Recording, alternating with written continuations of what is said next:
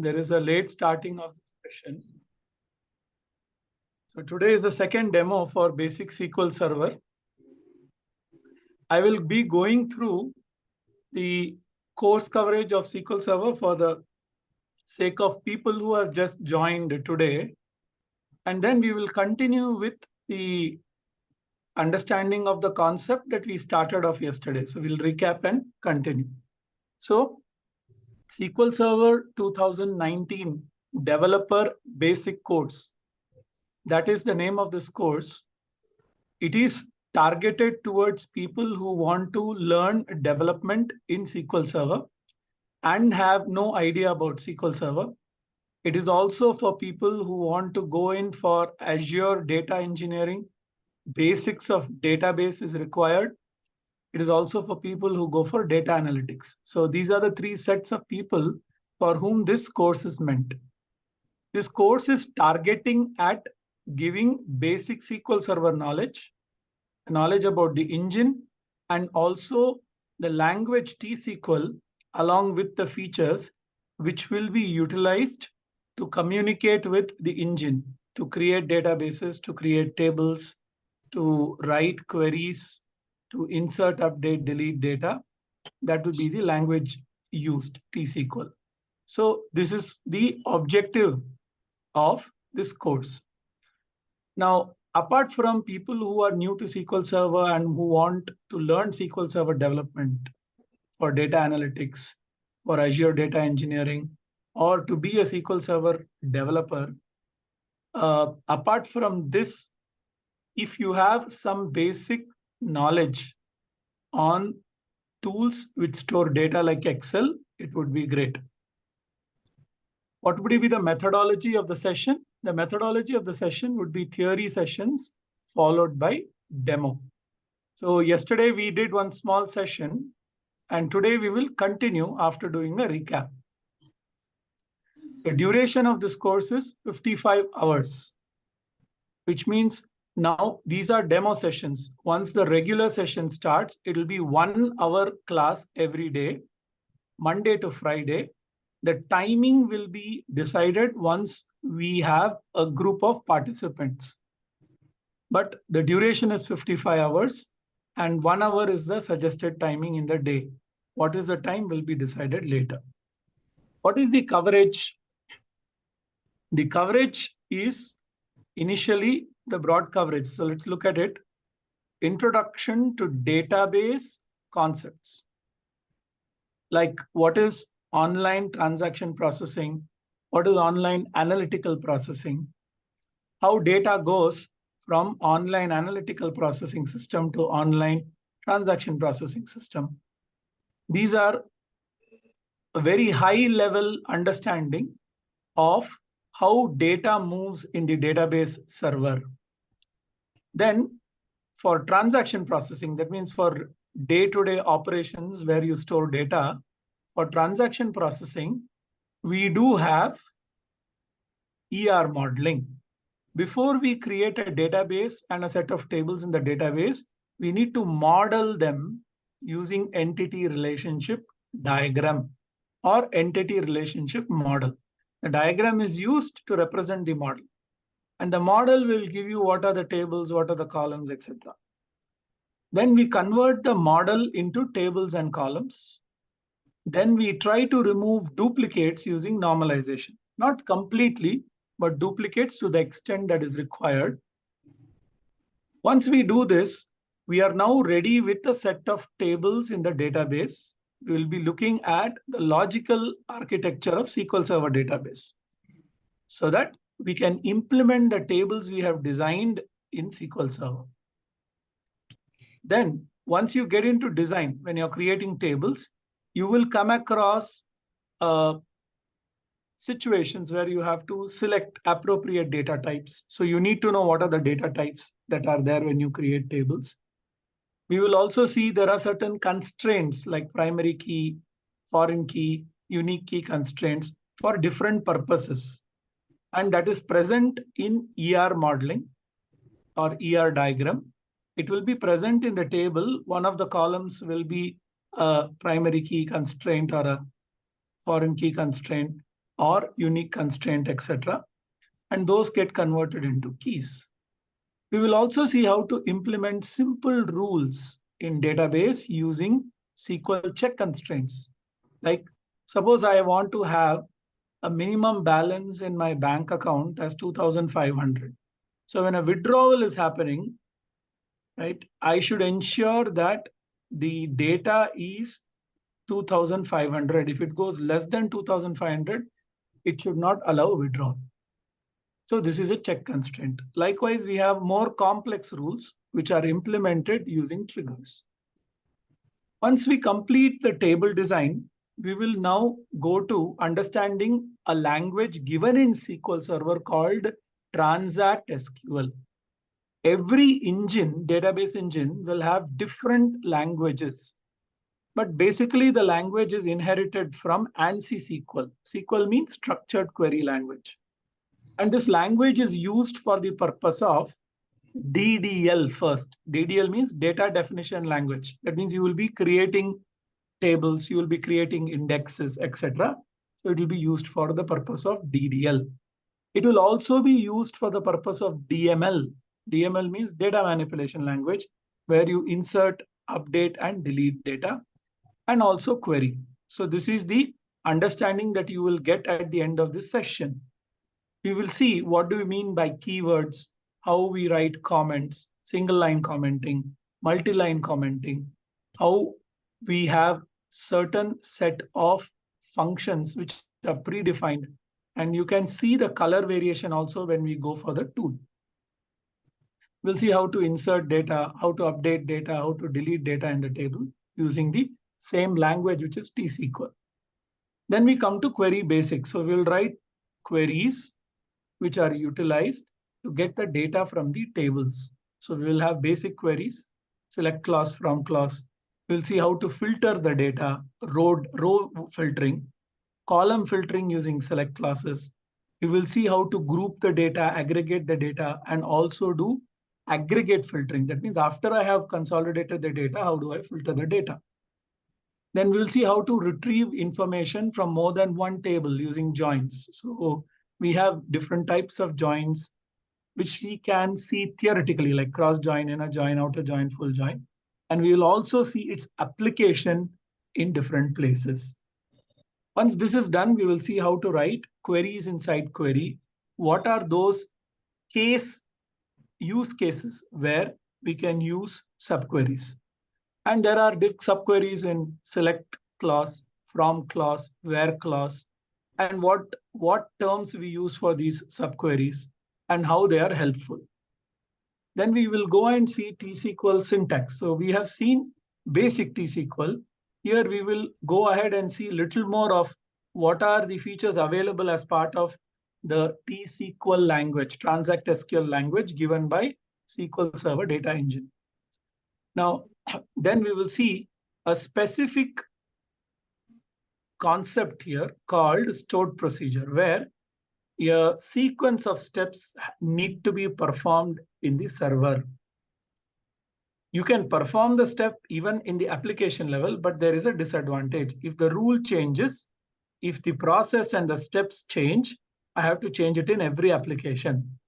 So I would want to change these processes if I have to change in one place, because they are processes related to database. So we use or introduce stored procedures. Details we will come to when we start doing the sessions. Then we will see cursors, how to access data row by row.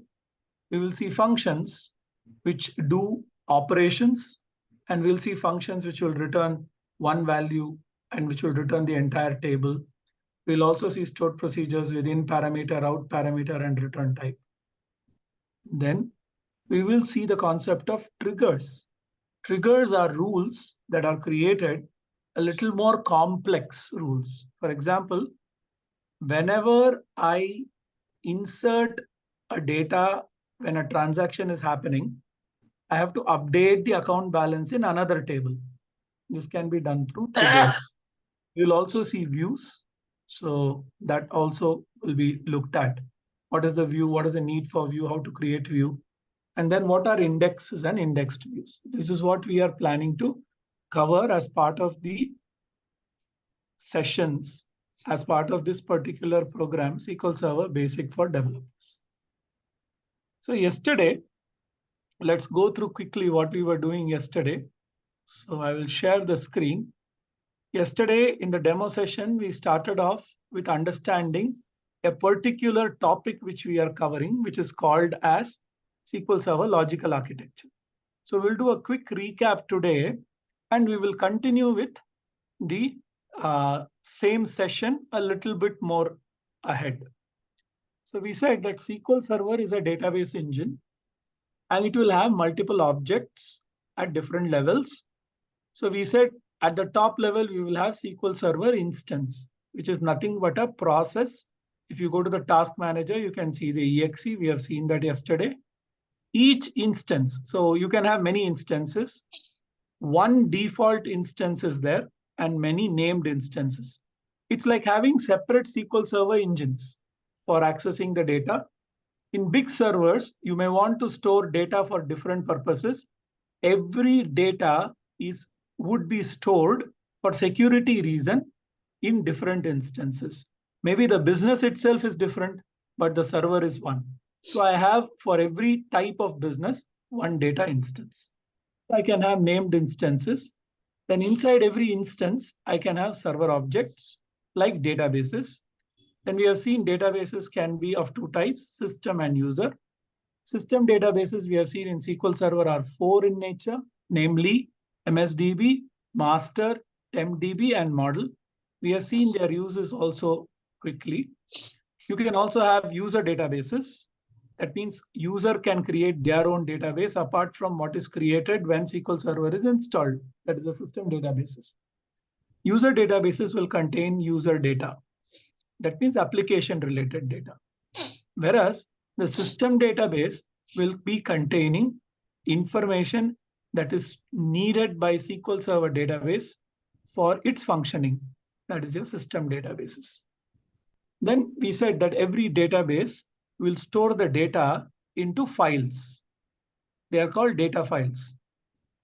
These files cannot be directly accessible by the database engine. It is accessible through a file group, which is a logical structure like a folder.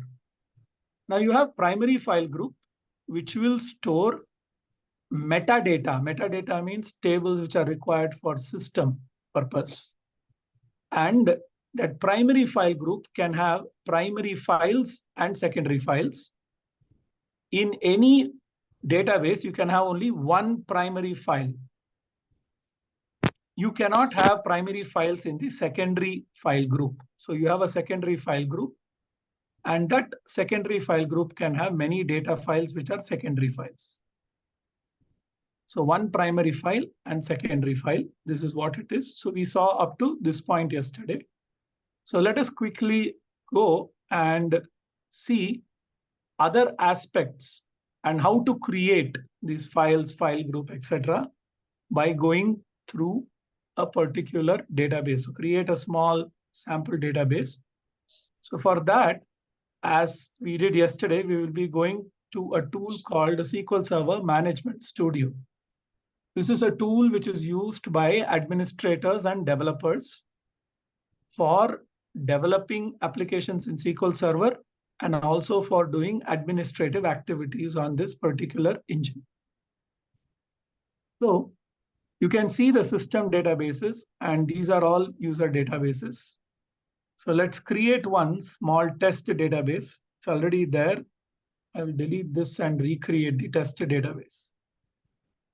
So this is how we create a new database. There are two options to create. So one option to create is by going through the user interface. So you right click and you say, I want to create a new database. Under the database folder, you create a user database. Otherwise, you can create using a DDL statement. Remember, DDL statement using what is called as create.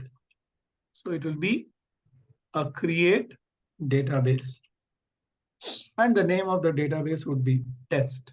So you can say create database test. Now, we can also go for the same using this particular UI. Right now, I'm going through the UI because the dialog box is important to show the concepts we have seen just now. Whenever we create a database, the database will have its name. So let's name a database here called IPL, just a short form, Indian Premier League. Okay. So we will have a small case study which will be interesting based on Indian Premier League later when we start the sessions. So, and that's why I'm naming the database IPL. Now, this database, you can see when it is getting created, it will have two types of files. This is called as the primary file, which contains data from the table. And the file is present in the primary file group. And there will be a log file. The purpose of log file will be detailed later. In fact, it comes under advanced SQL, but we will specify the log file is used to make entry of any statement that is made against SQL Server for DML operations or DDL operations. Why? It is possible that an operation has started, but the power goes off. So I need a place where I need to log what are the set of operations that have been written by the developer, so that when the power comes back, I can replay those operations which are not completed, which are executed by the developer, but the execution is not complete. It can replay. That is why in Oracle, they are called as redo logs. So here we can have one or many log files. You can also additionally create your own secondary files, which are data files, you can see, or log files. The file stream data we will see later. So we can create our own data files and log files. But right now we have only one file group, which is called the primary file group, which is like a folder. So this is how it is. So if I don't create any file, I will have only primary file under primary file group. And let us see what is the name that is given to this file group. Later, we will add more files and file groups. So let me share the Windows window here. So I'm going to share. So this is my window. So we will see how it goes. So C drive I have. In C drive, I have program files. I have Microsoft SQL Server. I think this is a 64-bit. Okay. 32. Okay. Program files. This is the one, Microsoft SQL Server. Then you have Microsoft SQL Server 15 MS SQL. I'm just going to show the data file. And there I have data. So you can see the name is IPL. You can see the file here. I hope everybody is able to see the file. So this is the file, and its extension will be MDF. And you can see the name here, SQL Server Database Primary Data File. So whenever we create a database, the data gets stored in the primary data file. And there will be one log file which is used to store steps like create, insert, update, delete. Any transactional step is stored in the file. Why? In case of power failure, it can be replayed. It is for two purposes, either to roll back, which is not for the rollback transactions which have not completed, or roll forward transactions which have completed. So this comes under transaction. This is your transaction log. Typically, you can take an example. You're doing some activities. So you write down in a small piece of paper. These are the activities I want to do. And then you tick mark how much you have done. Suppose you have done only half of it and you have to go back because the other half cannot be performed. Then you have to undo whatever you have done. So you need to know how many steps you have done to undo. And that is why log is there. So these are the two basic files that get created. And how many file groups are there? Will it be visible in Windows? No. File groups are logical structures maintained by SQL Server. So let us go back to SQL Server Management Studio and see the file groups. So here you can see there is, for the IPL database that is created,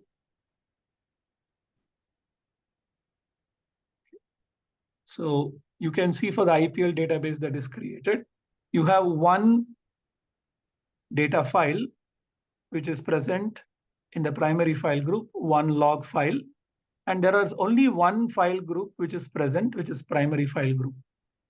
What is the purpose of the file group? We will see later. But can we have more than one file group? Yes. So we can add a file group and I can name it as secondary. And at the moment, the secondary file group does not have any file. And every file group can be made read-only except for the primary, because there may be certain tables which you don't want to do insert, update, delete. Like for example, typically in a bank, every day the currency rate, average currency rate is circulated. And you don't want the branches in the bank to touch the average exchange rate. So that table will be present in a file which is file group, which is read only. So this is how we do. We also have default file group. Default file group means whenever you are adding a file, it will go into that file group. And this is how we have file stream. We will see later. So these are your files and file groups. So now that we have created a file group secondary, we can add a file to the secondary file group. So you can see instead of primary file group, I can choose the secondary file group and I can say IPL underscore secondary. And the advantage is you may choose to have two different file groups, and you can choose that the files in the file group go to different hard disk drives. Okay, like C drive, D drive. Therefore, what happens, you can separate out the data which you do not want to keep in one place. One reason is if a data gets corrupted, if the disk gets corrupted, if a particular sector gets corrupted, all the data I don't want it to corrupt. Therefore, we create multiple file groups. And it is also recommended because when you create multiple file groups, usually the primary file group will contain data of system and the secondary file group will contain the user data. And you can have many such secondary file groups as well as files. So we can say IPL underscore secondary 2, and we can put it under secondary file. So this way you can keep creating files under the file groups. So this is the option available. Now, what is the advantage? Two advantages which we can see immediately is if I have two file groups, primary and secondary, or two secondary file groups, I can add the tables to different file groups. They will be accessed parallelly using threads. So multi-threading is allowed. I can create an index in one file group. I can create a table in another file group. Parallel access will happen, not sequential access. So that is the purpose that file group serves. So this is what we can see with respect to file groups. Now, whenever we create a file, we have option to give the size of the file. You can see here in MBs. You also have the option of auto growth or manual growth. In auto growth, you can see you can grow unlimited, but with a step of 64 MB every time, or you can limit to what it wants to, or it should grow. That possible limit is there. And of course, the path is there. And you will see that once we add the files, the two new files, you will see how it happens. So again, I'm going to go back and show the properties. You can see the files that are added, the two files that are added in secondary file group, secondary 1 and secondary 2. And we have two files with extension of NDF. You can see the difference. The primary file is called MDF because M stands here for metadata, data about data, and the secondary files have extensions NDF. And log file will have extension LDF. Can we create more number of log files? Yes, we can. So this is with respect to files and file group. So let me share a presentation with you, which will conclude what we just saw quickly so that we conclude the demo session. So you can see now you have the database, and then the databases have file groups, one primary and multiple secondary file groups. And every file group will have multiple data files. The primary file group alone will have an MDF file. You can see here the MDF star MDF metadata file. The others will have non-metadata files, which will contain the data directly. These are called secondary files. And this is how the organization of a database is. Okay. Now, physical files in the database. So you have primary data file, MDF file, which contains the schema tables. And there will be one file per database. The primary only one per database. Secondary files can be many, and log files also can be many. Logical and physical names are there for both the files. We have seen that. We will again see when we see the session. The difference between log file and data file is data files do not have a sequential method of storage. So they store it differently. They store the data differently because it needs to be accessed. Whereas log files have to be sequential. I have to write the steps sequentially. Only then I will be able to undo or redo. So like you see, go to the Word document, you have undo, redo. So that option will be there present. So with this, we complete this small demo session for half an hour. Those who want to, who have joined today, I will just send the link, which is the student information form link. So to express your interest, please fill in this form so that they will contact you again, and you can give the information and also get the information with respect to this particular course. This is the form. Everybody, I think in the chat window, I have given the form link. You can go through the form. So with this, we finish the demo session. Any questions we have specifically, we can take. Yes.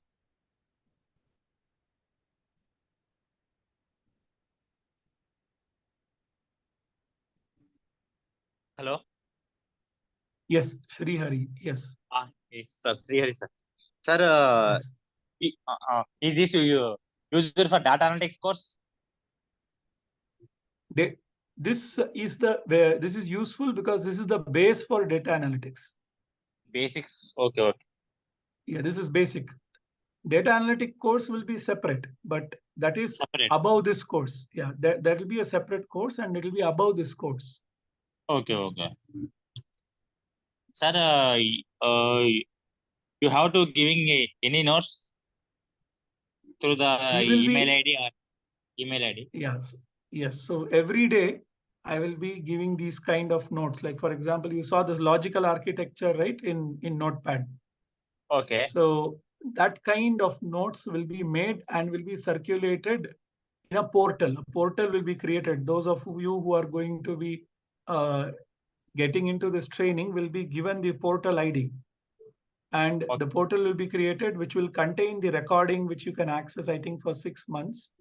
and which also will contain the notes, exercises, scripts that we use when we are coding will also be given. Okay. Okay. Hello, sir. Hello, Pradeep. Yes, sir. Yes. Sir, my question is in this course, we'll get only basic knowledge of SQL or advanced also? There is another course. This is only basic knowledge. This is advanced course is also there called Advanced SQL course. And in that course, we'll be looking at more features of T-SQL. And we will not cover any of this. We are assuming all what we have shown today is already known by the person. We will do things like query optimization, common table expressions. Then we will do pivot, unpivot. So This course, what will we learn? What will we learn from this course? Like only basics of this, yeah, very basic of SQL. People who are completely new to SQL, but who want to be SQL developers. Okay. Okay, thank you. So there are two courses. In fact, one advanced course is already over. We started in July, we completed last month. Okay.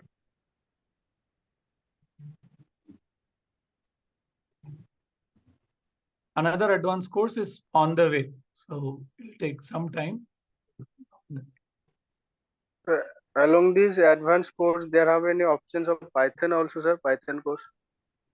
Python course is a separate course taken. So if you want to attend Python, that has to be attended separately. Okay. So when that course also coming? For that, if you fill in this information form, you will get a call. You can ask Go Online training representatives. Okay. The second option is you can directly go to Go Online, and I think Madhav is there, Umapati. One of them will give you the answer of all the ongoing courses. And I think we are having a site, Go Online. So they will update what are the trainings which are upcoming. Okay. Okay.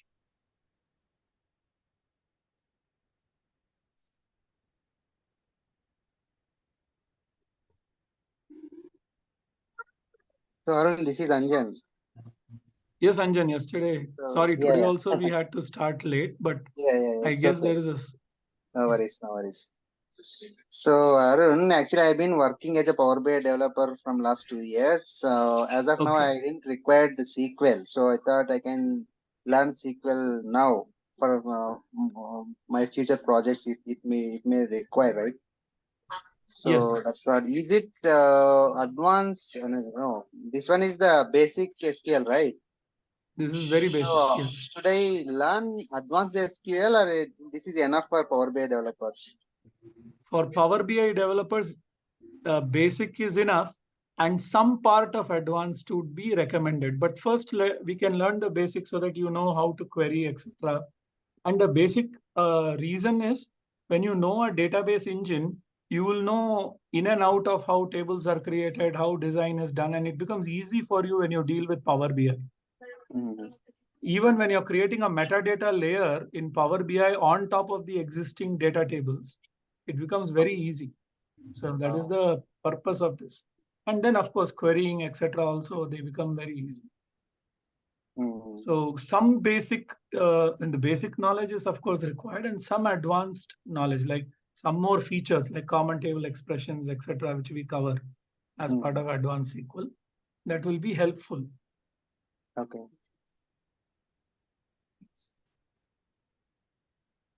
Okay, then thank you. Any other questions? Is that not possible? Like along with this basics, we will get the advanced course also in throughout this course only. You do one thing. You can talk to either Madhav or Madhav would be the person.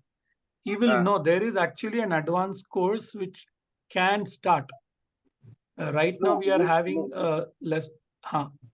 Like we need a basic, but after basics or like we will try to go advanced. So how do we go the advanced class also? Like that's why I'm asking you. Like After the basic, basic is over, whatever is part of the basic course will be the prerequisite of advanced. So you'll have no problem. You can directly enter an advanced course, which is a separate course, and it will be continuity because the course is designed in such a way.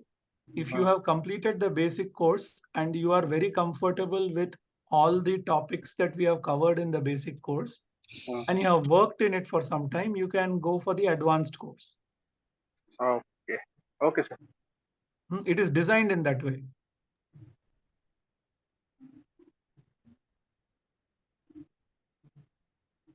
Yes.